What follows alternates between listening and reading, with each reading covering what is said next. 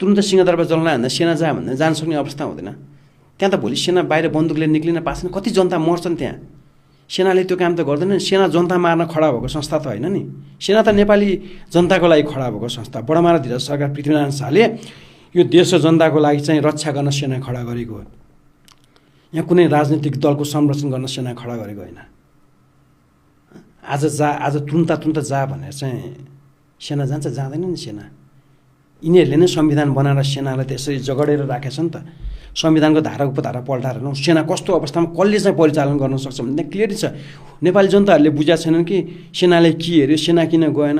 अनि अर्को कुरा, सेना बोर्डरमा किन जाँदैन, सेनाले के हेरेर बसेको छ भन्दा संविधानमा सेनालाई चाहिँ संविधानभित्र बाँधेर राख्ने अनि सङ्कट पर्दा सधैँभरि चाहिँ सेनालाई चाहिँ ताकेर बस्ने होइन नि हो। सेना आउँछ, कहिले आउँछ? जब मुगलिनको सडक खण्ड बन्द